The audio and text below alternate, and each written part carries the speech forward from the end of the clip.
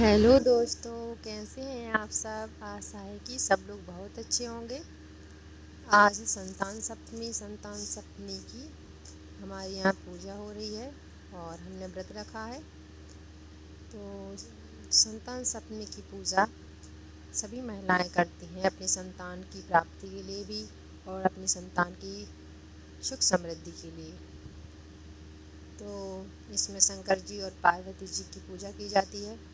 हमने अपने ही घर में शंकर जी, पार्वती जी और गणेश जी की मूर्ति बनाई हुई है काली मिट्टी से। और हम आप अब हमारी सासू माँ पूजा कर रही हैं। तो हम वीडियो बना रहे थे। हमने कहा वो पूजा कर रही हैं, वहीं पे हम भी बैठे थे पूजा कर रहे थे। लेकिन वीडियो मैं बना रही थी और पूजा सासू माँ कर रही थी। तो देखिएगा हमारे यहाँ कैसे पूजा होती है संतान सप्तमी की। और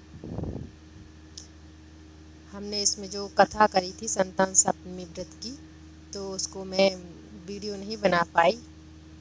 तो आप लोग देखिए पूजा और हम कथा सुनाते हैं। तो बोलो शंकर भगवान की जय। तो संतान सप्तमी की कथा कुछ इस प्रकार है। एक बार लोमेश ऋषि मथुरा गए देवकी जी और वासुदेव जी के यहाँ। तो वहाँ पे देवकी जी और वासुदेव जी ने लोमेश ऋषि का बहुत ही आदर सम्मान सत्कार किया। तो लोमेश ऋषि उनकी इस भक्ति भाव से देखकर बहुत प्रसन्न हो गए और उन्होंने पूछा देवकी जी से कि तुम इतनी दुखी क्यों हो।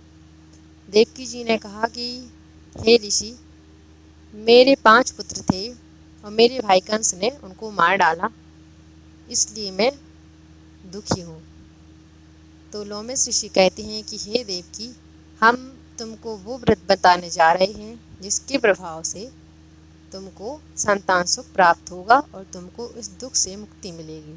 तो लोमेश ऋषि कहते हैं, एक बार की बात है, अयोध्या में एक राजा थे, उनका नाम था नहुष। उनकी पत्नी थी, उनका नाम था चंद्रमुखी।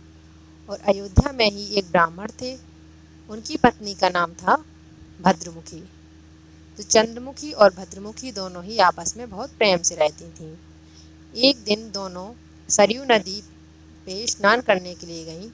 तो उन्होंने वहाँ पे देखा कि कुछ महिलाएं स्नान करके स्वच्छ वस्त्र धारण करके भगवान शंकर जी और पार्वती जी की मूर्ति स्थापित करके उनकी पूजा कर रही हैं। तो दोनों ने, चंद्रमुखी और भद्रमुखी ने, वहाँ जाके पूछा उन महिलाओं से कि बहनों, तुम ये कौन सा व्रत कर रही हैं और क्यों कर रही हैं। तो उन महिलाओं ने बताया कि हाँ, आज संतान सप्तमी है, हम संतान सप्तमी में भगवान श्री शंकर और पार्वती जी की मूर्ति स्थापित करके उनकी पूजा कर रहे हैं। यह व्रत संतान सुख की प्राप्ति, अपनी संतान की सुख समृद्धि के लिए की जाता है किया जाता है। तो तब दोनों चंद्रमुखी और भद्रमुखी अपने घर आई। उन्होंने भी संतान सप्तमी का व्रत रखा, पूजा किया। और कुछ दिनों बाद दोनों ने ये देह त्याग दी। अब उन दोनों का जन्म अगले जन्म में हुआ, तो रानी बंदरिया के रूप में और मुर्गी के रूप में ब्राह्मणी ने जन्म लिया। रानी तो बंदरिया की योनि में थी, उसको सब भूल गया था अपने पिछले जन्म का। और मुर्गी को पिछले जन्म का जो धर्म प्रताप जो ने किया था, भक्ति की थी भगवान की, उसके प्रताप की वजह से उसको सब याद था। तो वह मुर्गी की योनि में भी भगवान का चिंतन मनन करती, उनका ध्यान करती रहती। कुछ दिनों बाद बंदरिया और मुर्गी ने अपनी देह त्यागी। तीसरा जन्म हुआ। तीसरे जन्म में रानी फिर से राजा के घर में जन्म ली और ब्राह्मणी थी, उसने एक ब्राह्मण परिवार में ही जन्म लिया। अब दोनों आपस में अभी भी प्रेम से रहती थी, इस जन्म में भी। कुछ दिनों बाद ब्राह्मणी का विवाह हो गया और रानी का भी हो गया। ब्राह्मणी को जैसे ब्राह्मणी पहले करती थी संतान सप्तमी की पूजा, भगवान श्री शंकर जी का ध्यान, वो सब कुछ करती थी। लेकिन रानी राजमत के कारण भूल जाती थी, कभी करती थी कभी नहीं करती थी। कुछ समय बाद ब्राह्मणी को संतान प्राप्ति हुई। ब्राह्मणी के यहाँ 8 पुत्र जन्म लिए और रानी के यहाँ एक भी पुत्र नहीं पैदा हुआ। जब रानी की उम्र ढलने लगी तो रानी को एक पुत्र पैदा हुआ और वो 9 साल तक जीवित रहा। उसके बाद वह संसार छोड़ के चला गया। अब रानी बहुत ही दुखी रहने लगी। तो ब्राह्मणी को जब पता चला कि रानी को पुत्र संतान नहीं है और जो थी तो वो भी नहीं रही, तो वह रानी से उसके मिलने महल गई अपने 8 पुत्रों को लेकर।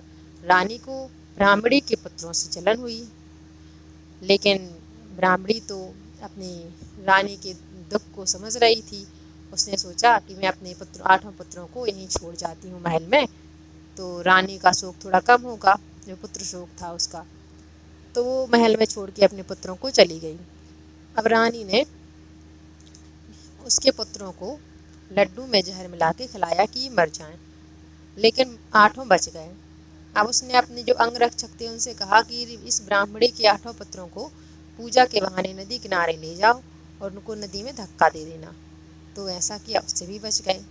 अब रानी को बहुत आश्चर्य हुआ कि इसने क्या किया, ऐसा कौन सा व्रत पुण्य प्रताप किया कि इसके 8 पुत्र हैं और वो भी मैंने इतना सब किया फिर भी नहीं मरे।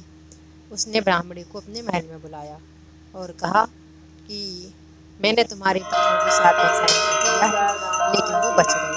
तो तुम मुझे भी बता, तुमने ऐसा कौन सा व्रत कौन सा पुण्य किया है जिससे तुम्हारे ये 8 पुत्र प्राप्त हुए और मरे भी नहीं।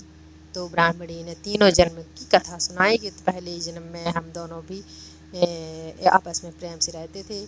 हमने देखा था कि सरयू नदी के किनारे कुछ महिलाएं संतान सपने की पूजा कर रही हैं, हमने भी रखा था। तुम कुछ समय करती थी, कुछ समय नहीं करती थी, लेकिन मैंने पहले जन्म में भी संतान सपने का व्रत किया, भगवान का ध्यान किया। फिर हम लोग दूसरी योनि में हम मुर्गी बने, तुम बंदरिया बनी, तब तुम भूल गई थी। हमको मुर्गी की योनि में भी हमने भगवान का ध्यान किया। तीसरी देह मिली तो हम ब्राह्मण के यहाँ जन्म हुआ हमारा और तुम्हारा राजा के यहाँ। और अभी भी तुम कभी करती थी पूजा, कभी नहीं करती थी, इसलिए तुमको पुत्र प्राप्त नहीं हुआ, तुम्हें संतान सुख नहीं मिला। और हमने पूरे ध्यान से भगवान का भजन कीर्तन और व्रत किया, तो ये हमारे भगवान की कृपा से हमको संतान सुख है और सभी सुख हैं। अब रानी को बहुत दुख हुआ।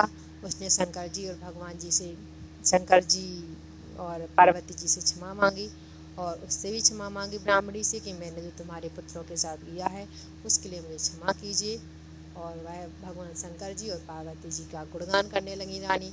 कुछ समय बाद उनको भी संतान सुख प्राप्त हुआ। इस प्रकार ये कथा यहीं समाप्त होती है। तो दोस्तों, यह व्रत जो महिलाएं करती हैं उनको संतान सुख प्राप्त होता है। उनको भगवान अच्छी सुंदर, सुशील, बुद्धिमान और अच्छी संतान देता है। तो अपनी संतान की सुख समृद्धि के लिए, अपने संतान प्राप्ति के लिए ये व्रत महिलाएं करती हैं। इस व्रत में महिलाएं 7 पुए बनाती हैं जो भगवान को प्रसाद में लगाती हैं। तो 7 खुद अपने लिए और 7 ब्राह्मण को दान देने के लिए बनाती हैं। इसमें पुए बनाए जाते हैं और चांदी या सोना जिसका जो भी हो, तो उसका एक चूड़ी या एक छल्ला, जो अंगूठी बना सकते हैं, तो उसकी पूजा की जाती है। इस प्रकार संतान सपने का व्रत होता है। हमारे यहाँ तो ऐसे ही होता है। आपके यहाँ कैसे होता है बताइएगा ज़रूर। और जय श्री कृष्णा, जय शिव शंभू, ओम नमः शिवाय। दोस्तों, हमारी वीडियो अगर पसंद आए तो लाइक कीजिए, सब्सक्राइब कीजिए चैनल पे नए हो तो। धन्यवाद।